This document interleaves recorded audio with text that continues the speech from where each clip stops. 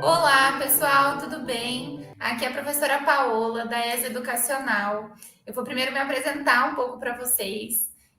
Eu me formei pela PUC Campinas em Direito. Me formei também no mestrado, também na PUC Campinas, tá? Fiz mestrado na área de Direitos Humanos e Desenvolvimento Social, com ênfase em cooperação internacional e direitos humanos, e estudei mais a parte da educação. Tudo bem? Bom, nós estamos aqui hoje, a gente está gravando essa aula, então acredito que vocês vão ver isso, né, de manhã, de tarde, de noite, de madrugada, não sei qual é o horário que você está assistindo a gente, mas eu espero que seja de bom proveito. Eu vou estar com vocês no curso de Direito Constitucional para a OAB, aqui da ESA Educacional também, tá?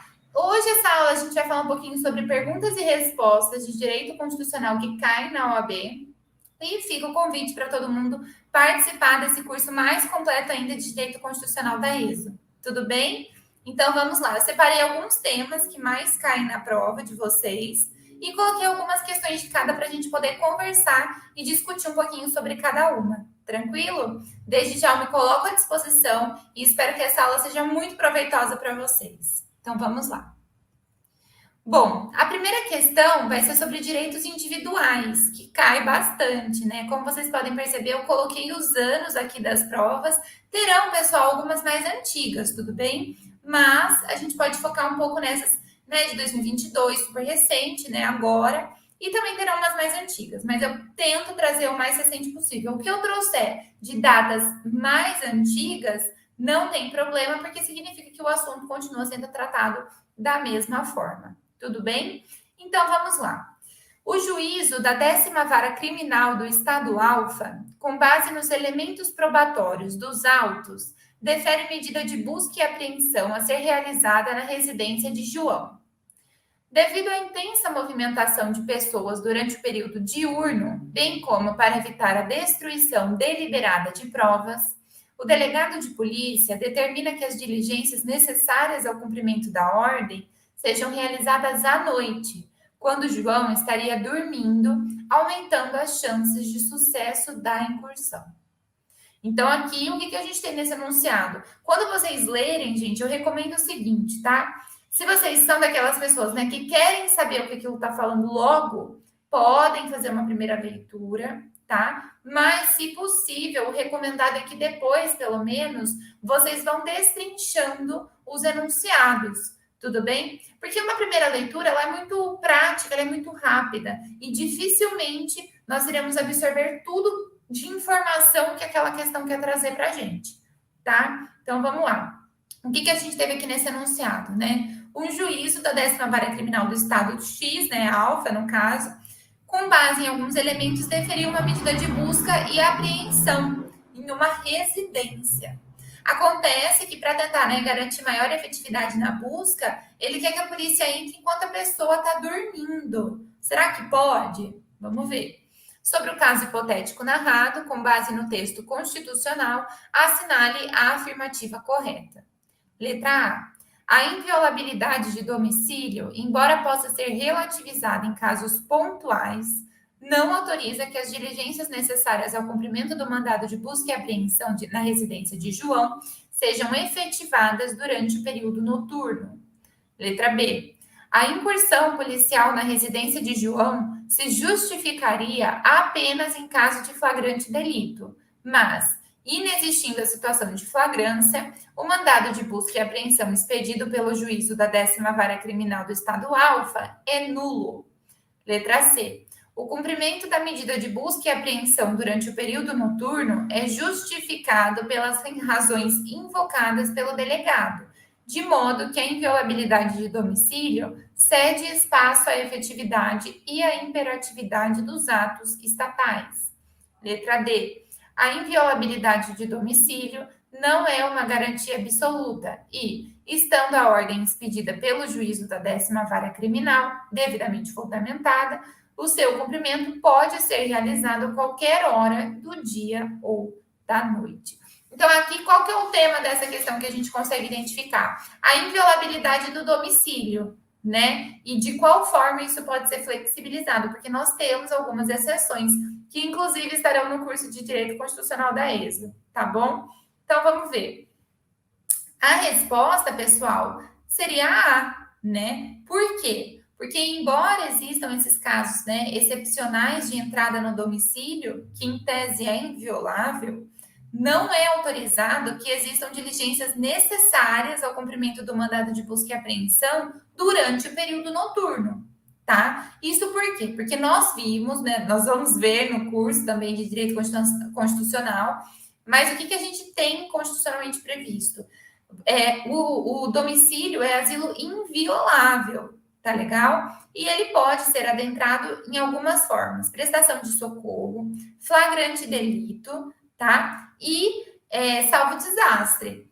Acontece que, professora, mas não pode ordem judicial também? Pode. Acontece que flagrante delito, prestação de socorro e desastre é a qualquer hora do dia, tá? No caso de, né, entrar no domicílio por ordem judicial, primeiro, claro, por ordem judicial e é durante o dia, tudo bem? Não poderá adentrar em qualquer horário, como eles estavam falando, para a pessoa estar dormindo enquanto eles realizam a busca. Isso não existe. Tranquilo? Eu trouxe para vocês, tá? Algumas fundamentações, né, de resposta.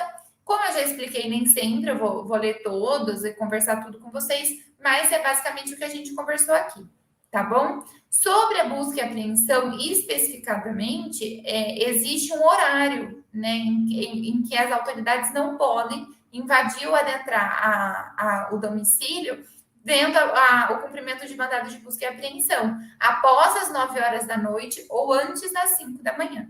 Tudo bem? Vamos lá, então, para a próxima. João, considerado suspeito de ter comercializado drogas ilícitas em festa realizada 2 semanas em badalada praia do município Delta, após investigação policial, teve localizado seu endereço. Os policiais, sem perda de tempo, resolvem se dirigir para o referido endereço e, lá chegando às 10 da noite, mesmo sem permissão, entram na casa de João e realizam uma busca por provas e evidências. Segundo o sistema jurídico constitucional brasileiro, a ação policial, letra A, respeitou o direito à inviolabilidade domiciliar, já que a Constituição da República dispensa a necessidade de mandado judicial em situações nas quais esteja em questão a possibilidade de obtenção de provas para investigação criminal em curso. Letra B. Desrespeitou o direito à inviolabilidade domiciliar, já que, como a Constituição da República não prevê explicitamente qualquer exceção a este direito, o ingresso na casa alheia, contra a vontade do morador, sempre exige ordem judicial. Letra C. Respeitou o direito à inviolabilidade domiciliar, já que o sistema jurídico brasileiro considera que a plena fruição desse direito somente pode ser relativizada em situações nas quais o seu exercício venha a conceder proteção a alguma ação criminosa. Letra D. Desrespeitou o direito à inviolabilidade domiciliar, já que, embora esse direito não seja absoluto e possua restrições expressas no próprio texto constitucional, a atuação dos agentes estatais não se deu no âmbito dessas exceções. Então, quais são os pontos fundamentais para a gente entender um pouco desse enunciado? O que ele trouxe aqui, tá? Seria, né, uma busca e apreensão, e o horário foi às 10 da noite, tá? Então, o que o enunciado quer saber? Primeiro, respeitou o direito à inviolabilidade domiciliar? Há exceções para essa inviolabilidade domiciliar? E se sim, esse caso se enquadra nessa exceção? Então, vamos ver qual seria a resposta. Seria a letra D, né? Espero que vocês estejam acertando por aí também. Por que foi a D, pessoal? Porque desrespeitou o direito à inviolabilidade domiciliar, né? Ainda que o direito à inviolabilidade não seja absoluto, e nós vimos agora há pouco que adentrar ao domicílio existem 3 exceções, né? A qualquer horário do dia ou da noite, mas existe também a ordem judicial que tem que ser durante o dia. Nesse caso, não se enquadraria, né, em nenhuma das exceções previstas. Por quê? Porque a atuação dos agentes estatais no mandado de busca e apreensão foi às 10 da noite. E nós já vimos que esse horário não é permitido. Tudo bem? Tranquilo? Então vamos lá. Eu trouxe para vocês, né, todos os embasamentos das respostas, tá bom? Para vocês conseguirem também estudar direitinho. O parlamentar José, em apresentação na Câmara dos Deputados, afirmou que os direitos à informação e à liberdade jornalística possuem normatividade absoluta e, por essa razão, não podem ceder quando em colisão com os direitos à privacidade e à intimidade, já que estes últimos apenas tutelam interesses meramente individuais. Preocupado com o que reputou um discurso radical, o deputado Pedro recorreu a um advogado constitucionalista, a fim de que este lhe esclarecesse sobre quais direitos devem prevalecer quando os direitos à intimidade e à privacidade colidem com os direitos à liberdade jornalística e à informação. Olha só que legal, né? Então, esse enunciado ele está trazendo a colisão de alguns direitos, né? Intimidade e privacidade de um lado, né? Liberdade jornalística e informação de outro. Como funciona essa ponderação entre esses princípios, esses direitos, né? Bom, o advogado afirmou que, segundo o sistema jurídico constitucional brasileiro, o parlamentar José, letra A, está correto, pois, em razão do patamar atingido pelo Estado Democrático de Direito contemporâneo, os direitos à liberdade jornalística e à informação possuem valor absoluto em confronto com qualquer outro direito fundamental. Letra B. Está equivocado, pois os tribunais entendem que os direitos à intimidade e à privacidade têm prevalência a priorística sobre os direitos à liberdade jornalística e à informação. Letra C. Está equivocado, pois, tratando-se de uma colisão entre direitos fundamentais, se deve buscar a conciliação entre eles, aplicando-se cada um em extensão variável, conforme a relevância que apresentem no caso concreto específico. Letra D. Está correto, pois a questão envolve tão somente um conflito aparente de normas, que poderá ser adequadamente solucionado se corretamente utilizados os critérios da hierarquia, da temporalidade e da especialidade. E aí, pessoal, o que vocês acham, né? Aqui nesse caso, então, a gente teve um parlamentar que afirmou que os direitos à informação e à liberdade jornalística têm uma normatividade absoluta, né? E aí, por essa razão, não podem ceder contra outros direitos. Como funciona essa ponderação desses direitos previstos constitucionalmente da mesma forma? Então, vamos ver. Seria a letra C, né? Pessoal, eu vou dar uma dica aqui para vocês, para a prova da OAB, tá? Sempre que vocês encontrarem em um enunciado a palavra sempre, absoluta, nunca, jamais, em hipótese alguma, toda vez, enfim, palavras que tragam um cargo muito intenso naquela resposta de não haver exceções. Quando isso acontece, geralmente não é aquela alternativa, tá? Pode acontecer? Pode, né? Isso não é uma regra. Até porque eu acabei de falar, né? O sempre não é sempre. Mas, e se vocês estão numa dúvida, não se pautem nisso para responder. Mas se vocês se colidem, né, com uma questão que vocês não sabem como responder, aí eu recomendo que vocês façam isso. Tudo bem? Façam essa ponderação das palavras que estão determinando aquela alternativa. Tranquilo? E por que nesse caso está equivocado? Pessoal, porque não existe, né, a preponderação de um direito fundamental sobre outro. O que existe é a coexistência, a conciliação entre os direitos, e não a aplicação absoluta de um e a exclusão absoluta de outro. Isso é incabível para o nosso sistema constitucional. Tudo bem? Por isso que o deputado, ao falar que o direito à informação e à liberdade jornalística são absolutos em detrimento da liberdade, né, da privacidade e da intimidade, ele se equivocou. Tudo bem? Vamos lá para a próxima. O diretor da Unidade Prisional de Segurança Máxima, ABC, expede uma portaria vedando, no âmbito da referida entidade de internação coletiva, quaisquer práticas de cunho religioso direcionadas aos presos, apresentando como motivo para tal ato a necessidade de administração pública ser laica. A partir da situação hipotética narrada, assinale a afirmativa correta. Então, um diretor de uma prisão vedou, né, qualquer prática de cunho religioso direcionada aos presos. Vamos ver se isso pode. E sobre a justificativa que a administração pública deve ser laica, né? Vamos ver.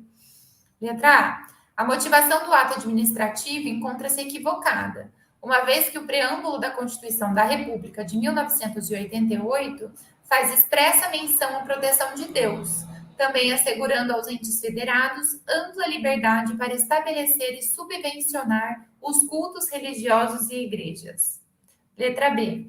O ato expedido pelo diretor encontra plena correspondência com a ordem constitucional brasileira, a qual veda aos entes federados estabelecer cultos religiosos ou igrejas, subvencioná-los ou firmar qualquer espécie de colaboração de interesse público. Letra C.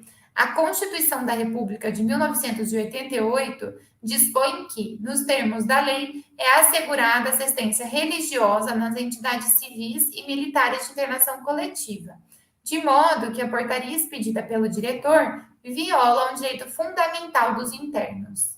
Letra D. Inexiste incompatibilidade entre a portaria e a Constituição da República de 1988, uma vez que a liberdade religiosa apenas se apresenta no ensino confessional, ministrado em caráter facultativo nos estabelecimentos públicos e privados de ensino, não sendo tal direito extensível aos presos. E aí, né? Será que essas atividades de cunho religioso são proibidas nos presídios? Vamos ver. Pessoal, seria a letra C, tá? Por quê? Porque é assegurado, é um direito individual do preso, tá? Constitucionalmente previsto, que é assegurada a assistência religiosa nas entidades civis e militares de internação coletiva. Ah, professora, mas a administração não é pública mesmo? Pessoal, a gente tem que saber separar isso, tá legal? Primeiro, ponto fundamental, é diferente de um Estado laico de um Estado laicista. Tá? O Estado laico, que é o que o Brasil é, ele busca promover a possibilidade e a segurança do exercício e da coexistência de todas as tantas religiões que existem no nosso país. O Estado laicista, ele não incentiva esse respeito, por assim dizer, né? Essa coexistência, e ele só tolera as religiões. Existe essa diferença. Então, primeiro ponto é esse. Segundo ponto, o Estado ser laico, a administração pública ser laica, significa que eles não irão impor nenhum tipo de religião, no caso aqui dos presídios. Mas isso não significa que será proibido o exercício dessa prestação de assistência religiosa nas entidades civis e militares de internação coletiva.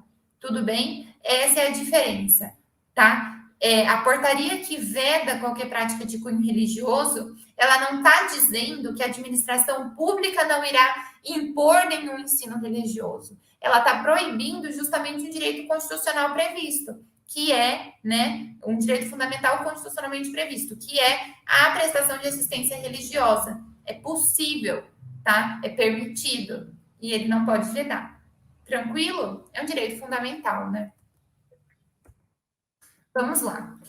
Durval, cidadão brasileiro e engenheiro civil, desempenha trabalho voluntário na ONG Transparência, cujo objetivo principal é apurar a conformidade das contas públicas e expor eventuais irregularidades, apresentando reclamações e denúncias aos órgãos e entidades competentes.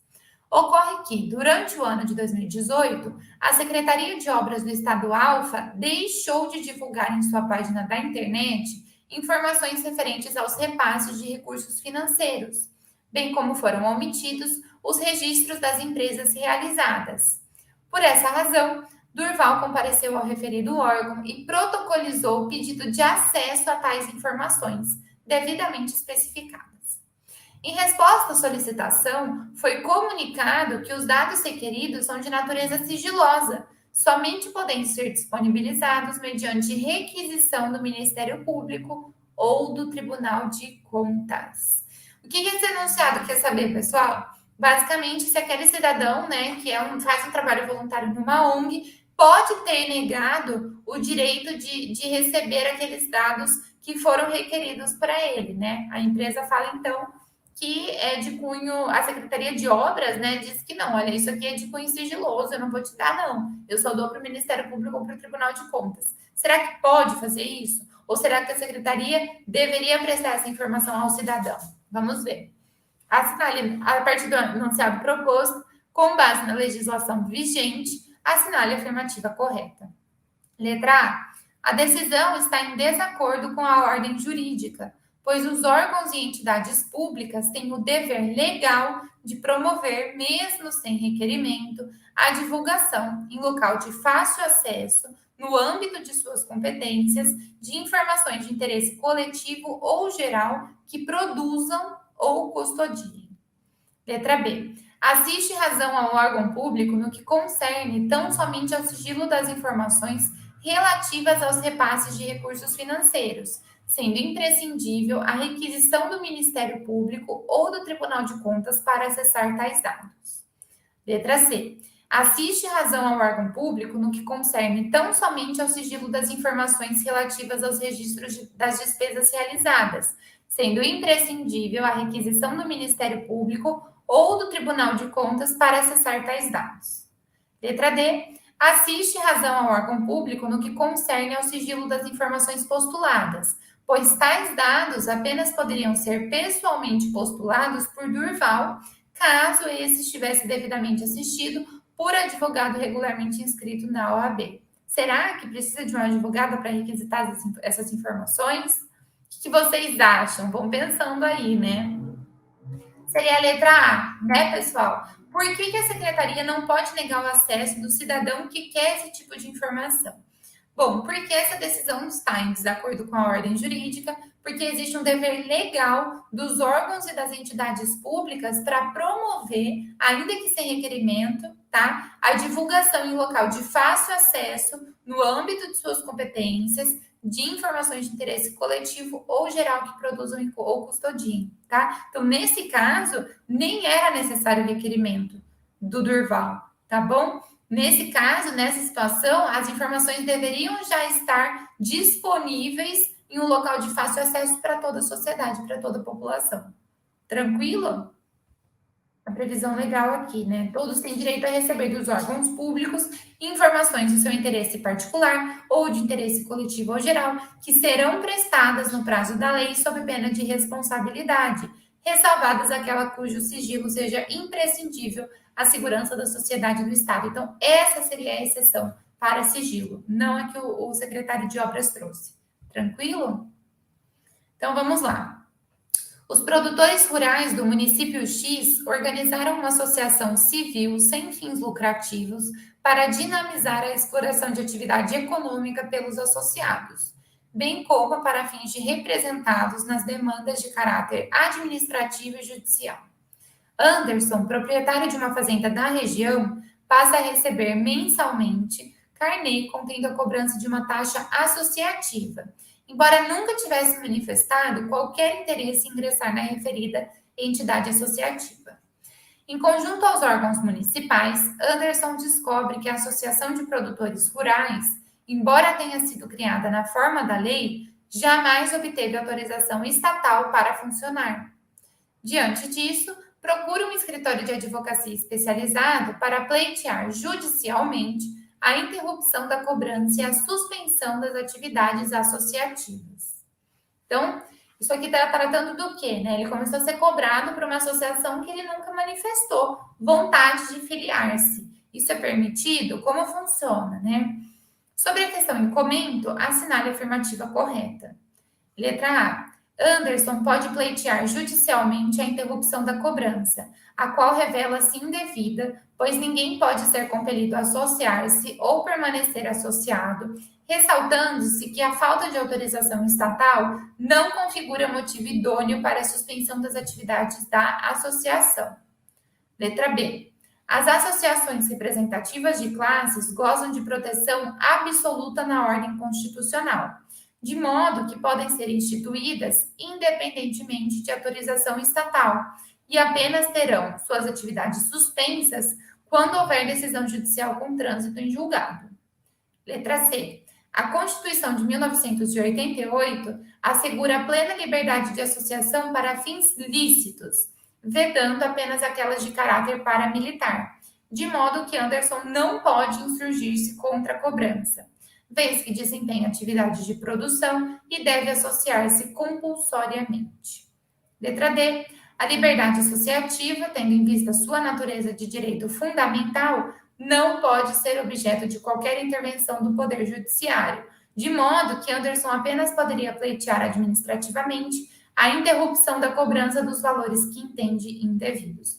Pessoal, essa questão é muito bacana, tá? Por quê? Porque ela traz várias questões sobre as associações. Sua forma de dissolução, sua forma de suspensão, tá? Sua forma de manter-se ou não filiado, se obriga ou não. Então, tudo isso é fundamental e pode cair na prova de vocês, tá? Nesse caso, qual seria a resposta? O que vocês acham, né?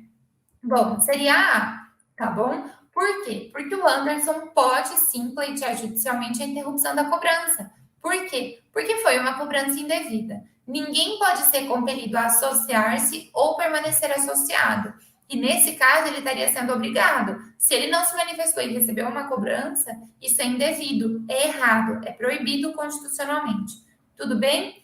Acontece que, outro ponto que é importante que está aqui nessa questão, a suspensão das atividades da associação não é por autorização estatal, é por decisão judicial, cabendo inclusive ser por decisão de liminar. Tudo bem? Suspensão. Quando nós estamos tratando sobre a decisão de né, interromper, de terminar, de cessar as atividades, a dissolução, né, dessa associação, aí não basta uma decisão judicial meramente, né, uma decisão ou uma liminar. Não, aí tem que ser uma sentença com trânsito em julgado. Tudo bem? Então, a dissolução de uma associação depende de sentença com trânsito em julgado. A suspensão depende de decisão judicial, não seria autorização estatal, mas pode ser inclusive por liminar, não precisa do trânsito em julgado. Tudo bem?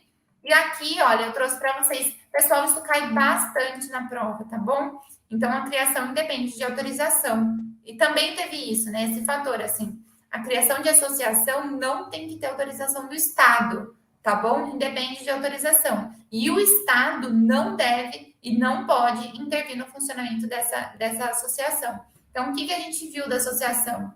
Primeiro, ninguém pode ser compelido a associar-se ou manter associado, né? E isso inclui a questão de receber uma cobrança indevida.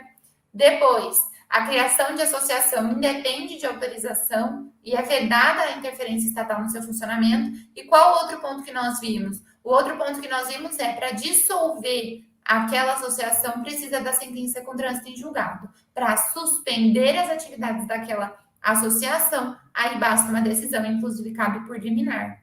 Tudo bem? Tranquilo? Aqui, pessoal, é uma questão que o Marcos recebeu por herança grande propriedade rural no estado Sigma, dedicado à medicina e não possuindo maior interesse pelas atividades agropecuárias desenvolvidas por sua família. Marcos deixou nos últimos anos de dar continuidade a qualquer atividade produtiva nas referidas terras. Olha só essa parte do enunciado, hein? Ciente de que sua propriedade não está cumprindo uma função social, Marcos procura um advogado para saber se existe alguma possibilidade jurídica de vir a perdê-la. Então, a gente tem uma pessoa que tem uma propriedade, olha só, direito de propriedade, um dos direitos individuais previstos constitucionalmente, tá? E ele tem essa terra, mas ele não está cuidando dela, ele não está cumprindo a função social. Se você tinha dúvida, no enunciado ele já deixou claro, tá? Que não está sendo cumprido. Então, a gente já sabe o que ele quer de resposta a gente. Né? Uma terra que não cumpre função social pode ou não perder? E aí, qual seria a resposta? Seria que sim, tá? Que por interesse social, aquela terra pode ser objeto de desapropriação, porque não está cumprindo sua função social. Como nós não estamos falando de desapropriação por confisco, né? Por atividades ilícitas de droga, escravidão, enfim, seria dado ao Marcos o direito à indenização. Tranquilo? Mas nesse caso, se não está cumprindo função social, ele pode perder? Ele pode. E como seria essa perda? Por desapropriação. Ele teria indenização? Teria, porque a gente não está falando de uma desapropriação sanção, tá bom? Que seria, por exemplo, quando você tem um cultivo de drogas, psicotrópicos, enfim, ou indícios, né, de atividade de escravidão. Tranquilo? Pessoal, aqui eu coloquei o artigo. Eu fico por aqui. Eu agradeço muito a presença de vocês. Adorei dar essa aula para vocês. Espero que tenha sido de bom proveito. Me coloco à disposição e vejo vocês no curso da ESA de Direito Constitucional para a OAB. Até lá!